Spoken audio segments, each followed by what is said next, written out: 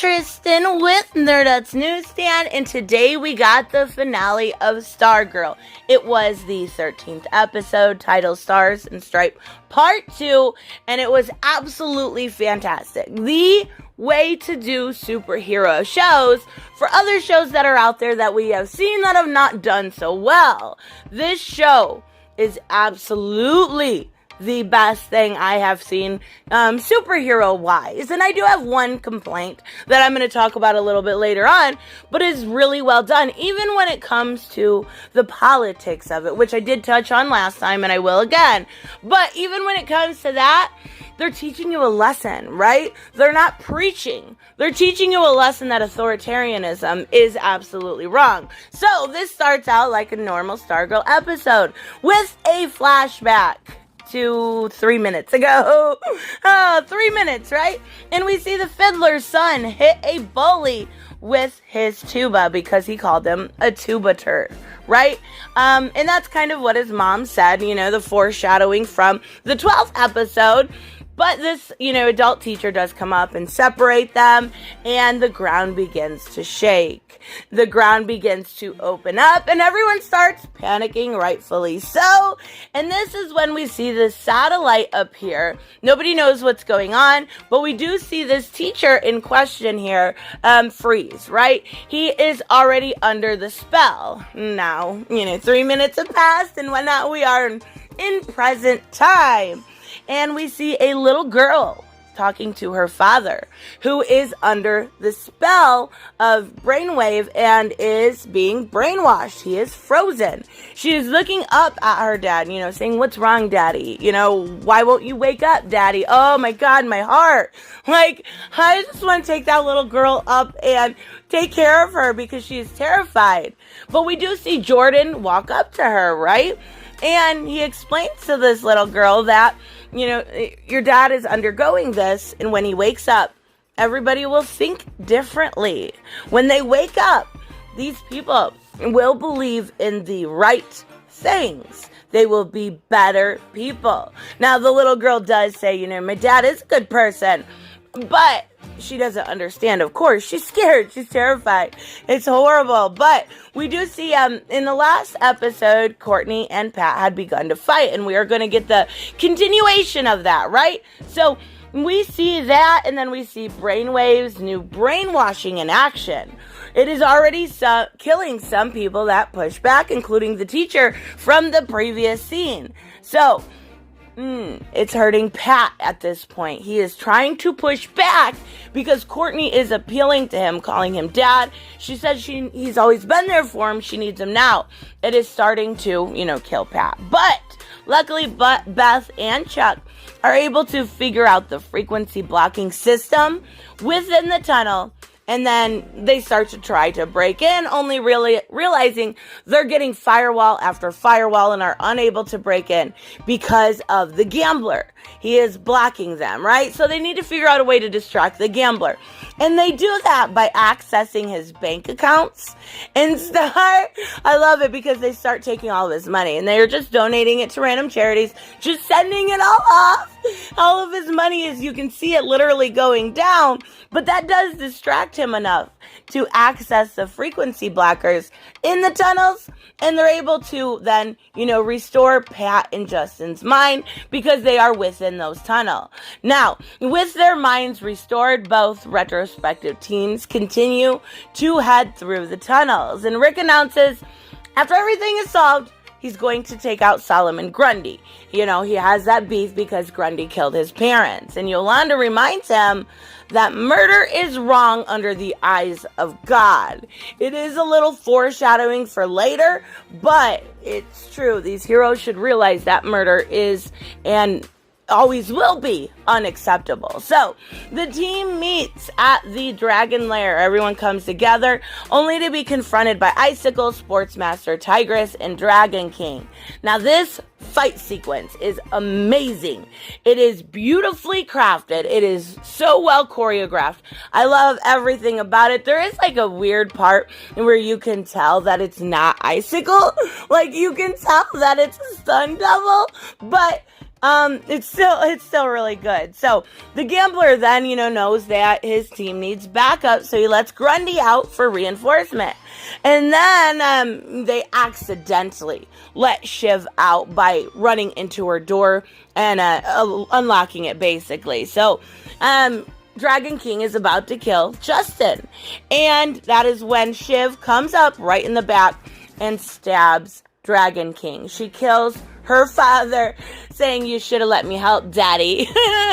I love her character. She's such a good baddie. Actually, all the villains in this are really good villains. So the team is able to kind of subdue most of the Injustice Society, and that's when Grundy does show up. So Pat tells Courtney and Yolanda to get to the machine, and he'll take Grundy and protect Rick, who was knocked out, right? And that's when Icicle also escapes to go to try to take Beth out. So Shiv gets one final battle in with Courtney. So Yolanda then heads toward the machine to be confronted by Dr. Ito's drones. Now, this was a big part I actually didn't see coming. Henry shows up as a drone. Henry died 2 episodes ago, I believe it was. And, he's saying that the cave, or, Henry Sr. didn't kill him. And he's been hiding in Drone's clothing, trying to figure out a way to escape ever since. Well, that's when Yolanda realizes it's Brainwave, right?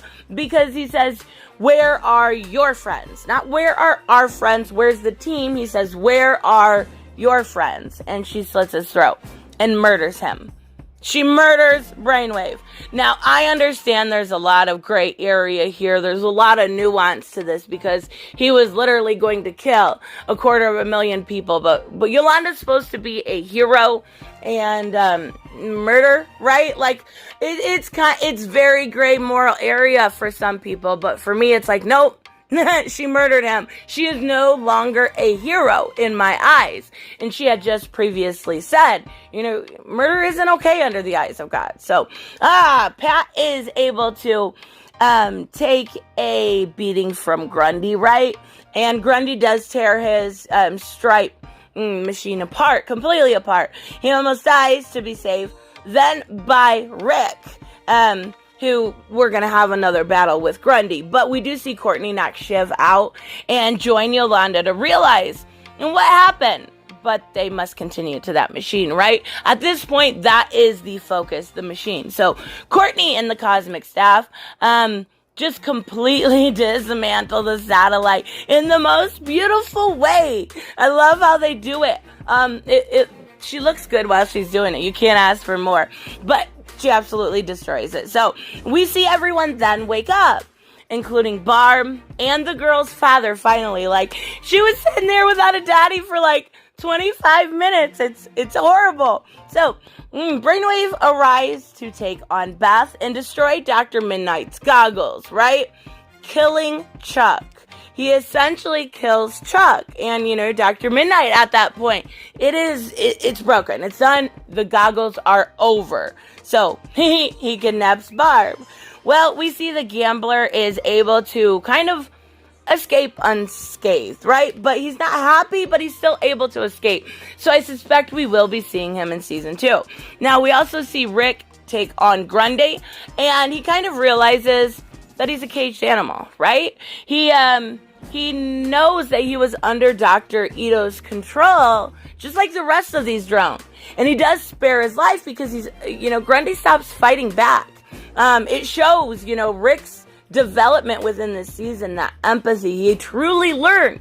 He could have killed and got revenge for his parents, but he was being empathetic and a hero in my eyes and spares Grundy. Now, my thinking is that Grundy was under Dr. Ito's control. At least this is theory, right? My personal theory. And when the Brainwave's machine was broke and everybody kind of came out of the brainwashing, so did Grundy. So I'm thinking that's why he stopped fighting back. I could be wrong about that. That's just my personal take. But I was really happy to see Rick spare him and show what a hero he was comparatively to somebody like Yolanda. So Icicle takes Barb to the top of the building to explain his side of things, right? We're going to get a little political here.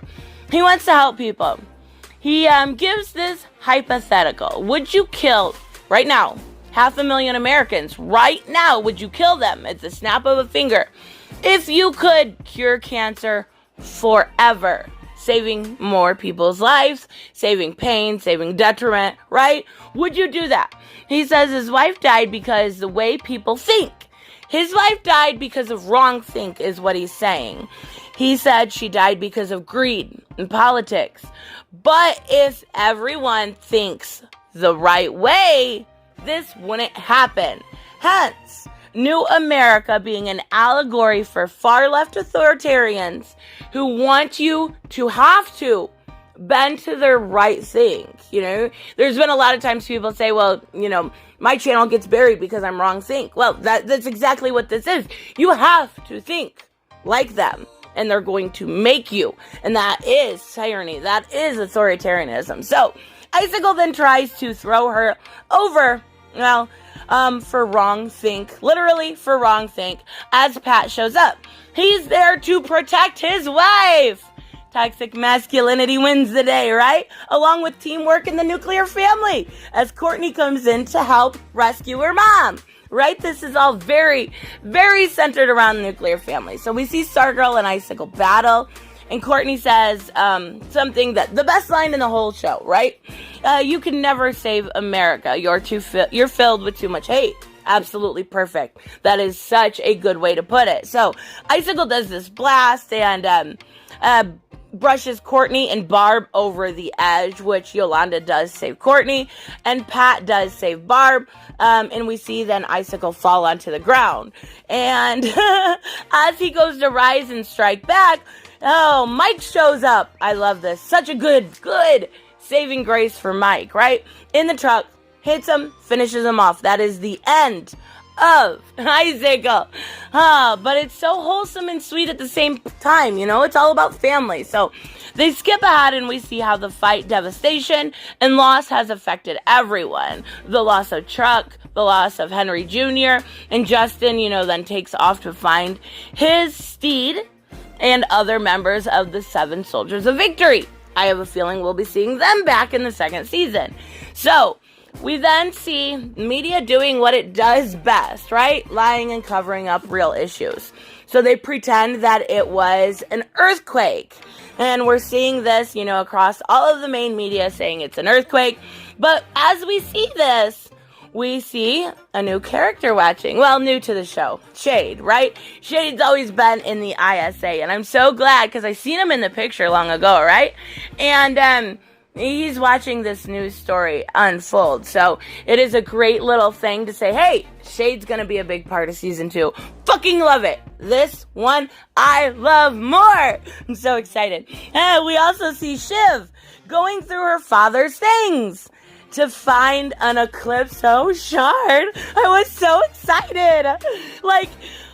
Please bring in the Spectre. Please bring in Spectre with Shade and Eclipso. You almost have to, right? I am so stoked to see Eclipso. I'm not kidding. I never thought I would see something live action. I'm assuming that Shiv is going to be, then possessed by Eclipso. But 2 great villains already lined up for season 2. And we hear Eclipso's laugh. Oh, it's so good. It's so freaking good. I love it so much. The villains in the story are so good and so original. And I think we're going to have to see the Spectre, which I absolutely love. One of my favorite characters in DC of all time. So, then the most wholesome ending ever, right? We see, 6 weeks later, and it's Christmas time, and the scenery is beautiful. We see an amazing family scene. Barb, the mom is baking cookies. We see Courtney give Pat the gift that she had, for her dad since she was 5 years old. It is a cup, a world's best dad mug, right? For his coffee. It's just so wholesome. It's such a good family story. And the dog takes off upstairs, right, with a turkey leg. And Mike chases him. And there's no other reason to tell you this part of the story, except for I hope it's foreshadowing. Hoping that it's Mike running upstairs and they go into Courtney's room and maybe find the Green Lantern that she has. Or even, Johnny Thunderstorm's pen. That could be totally off, but hey, there's the hope. So, they take family pictures and end with a beautiful winter scene. It's so well done. And Courtney and exploring, this whole beautiful winter wonderland, I guess is the best way to put it. Pat does join up with her on top of the Blue Valley water tower with the American flag waving proudly in the background. I love everything about this show. Everything. We do see a little dedication, right? Jeff Johns dedicates the series to his sister Courtney, who passed away long ago, and that's, the inspiration for Stargirl originally in the 90s. So we get a post-credit type scene, and it is a man knocking on a door asking for Pat Dugan. To have the camera pan around, and we see it is Starman. It is Sylvester Pemberton, and he is trying to find Pat. He's alive. How? Like, we're gonna have to wait and see, but there's so many good little points pointing towards season 2, whether it's Shade or Eclipso or Starman or the possibility of some sort of Mike Lantern. I don't know. I absolutely love this show. It's so bittersweet too, because I wanted to know what happened. I wanted to see what they, gave us. But now it's over, and I don't have it to look forward to every Monday, but there's always something else, right? But it was absolutely fantastic. Such a recommend. Like, the most recommend I have ever done for a show. And they ended, and if you've kept along with my reviews, I talked about, I think it was in episode 1 or 2, they had Hanson was singing Bop, and they ended with Bop. I'm like, this show was literally made for me. This show was literally made for me. It's got Hanson, music. It's got wholesome messages. It's got, the American flag. Like, it's just so perfect. Anyways, let me know what you guys thought about this season finale. If I missed any other little Easter eggs, I tried to get them all. I think I did, but we'll have to wait and see. I'm curious to see what you guys think about this, and let me know in the comments below. I will see you in the next one. Bye-bye. Hey guys, I want to give a huge shout out to my Patreon and subscribe stars. You guys literally make this channel possible. Huge thank you to Cage the Mick, Robert Mick Twiz, Black Knight Fool, Brucey, Chris Z, David L, David Rafford, Jeffrey Allen Carnes, Mighty Balls, Mike Buckner, Maizen Barbosa, Ruskart, Ryan Decker, Robert Hoffman, and Doc Holliday. You guys are absolutely amazing, and thank you so much for all your support. Don't forget on the way out to like as always if you enjoy the content, and hit subscribe. And I will see you in the next one. Bye-bye.